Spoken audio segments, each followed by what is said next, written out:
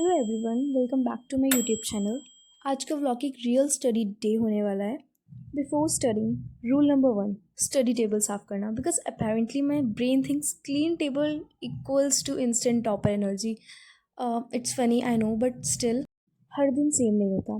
कभी full motivation होता है और कभी तो बेड से उठना ही अचीवमेंट होता है। बट आज हम स्किप नहीं करेंगे आज का चैप्टर, स्ट्रक्चर ऑर्गेनाइजेशन इन एनिमल्स।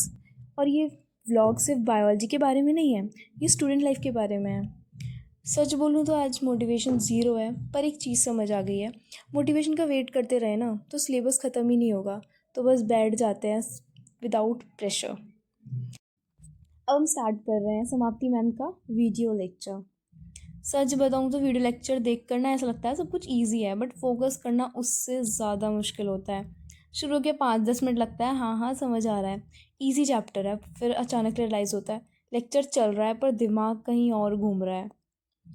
इसलिए मैं बीच बीच में पॉज करती हूँ, रिवाइंड करती हूँ, क्योंकि अगर समझ नहीं आया और बस सिर्फ सुन लिया ना तो एग्ज़ाम में बस याद आता है कि हाँ भाई वीडियो लेक्चर देखा था बट कॉन्सेप्ट समझ नहीं आया। एपिथेलियल टिश्यूज़, कनेक्टिव टिश्यूज़, जब मैम एक्सप्लेन कर देती है ना तो सब चीज़ें थोड़ी क्लियरली कनेक्ट होती हैं। कभी कभी लेक्चर के बीच में लगता है ये तो पहले भी पढ़ा था, और फिर नेक्स्ट स्लाइड पे जाते ही लगता है अच्छा ये पार्ट तो बिल्कुल नया है। वीडियो लेक्चर का बेस्ट पार्ट ये है कि प्रेशर नहीं होता। अगर समझ नहीं आया तो पॉज कर सकते हैं, और डिस्ट्रैक्शन हुई तो रिवाइंड कर लो। रियल क्लास में ये ऑप्शन नहीं मिलता।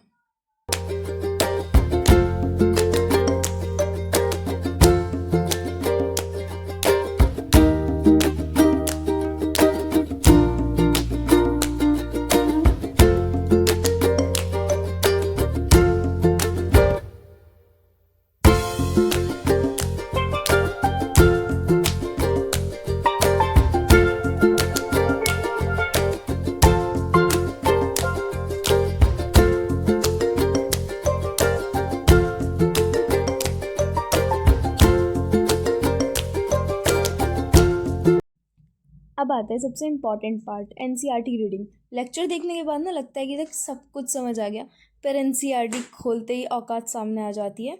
हाँ, रियल गेम यहीं से शुरू होता है। एनसीईआरटी थोड़ा साइलेंट होती है, ये शाउट नहीं करती, पर जो लिखा है ना वो एग्ज़ाम वहीं से आता है। मैं एक एक लाइन ध्यान से पढ़ती हूँ, जहाँ डाउट आता है वहीं रुक जाती हूँ, क्योंकि बिना समझे आगे बढ़ने का मतलब बाद में डबल मेहनत। कभी कभी लगता है ये तो लेक्चर में कवर हो चुका था, और कभी लगता है ये लाइन मैम ने भी लाइटली मेंशन नहीं की थी। एक पेज पढ़ने के बाद ना ब्रेक लेने का मन करता है, पर मैं खुद से कहती हूँ बस एक पैराग्राफ और। एनसीईआरटी पढ़ना स्लो प्रोसेस है, पर यही स्लो प्रोसेस कॉन्फिडेंस बिल्ड करता है। इस स्टेज पे मार्क्स का प्रेशर नहीं होता, सिर्फ अंडरस्टैंडिंग का फोकस होता है।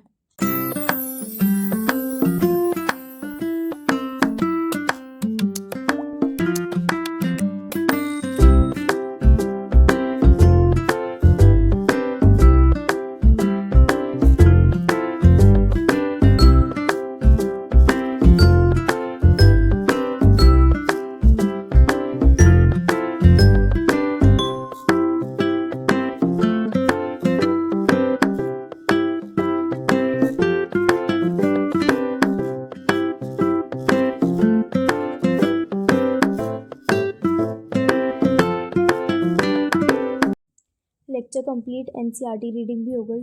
अब ना थोड़ा सा नोट्स रीडिंग कर लेते हैं और रिवीजन भी कर लेते हैं।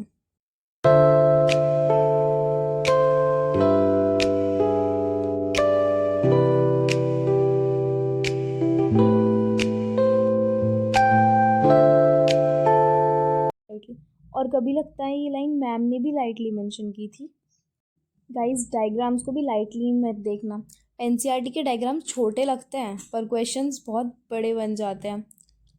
नोट्स को देखकर लगता है जो चीज़ें लेक्चर में देखी है ना बस वही है, ईजिली रिवाइज हो रही हैं। कभी लगता है एनसीईआरटी जैसे लाइफ में भी बोरिंग डेली एफर्ट्स ही लॉन्ग टर्म रिजल्ट्स देते हैं, ऐसे ही एनसीईआरटी होती है।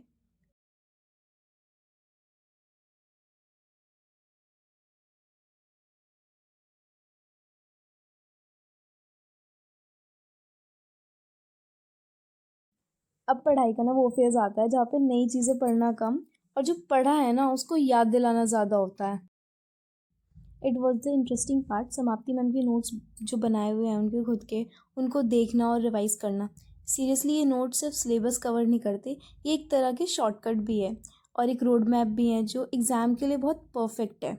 सबसे पहले ये नोट्स इतने ऑर्गेनाइज्ड हैं, डायग्राम परफेक्टली ड्रॉन है, कीवर्ड्स हाईलाइटेड हैं और एग्जाम्पल्स बहुत सिंपल हैं, जैसे मैम खुद स्क्रीन पे एक्सप्लेन कर रही हूँ बस पेज पे।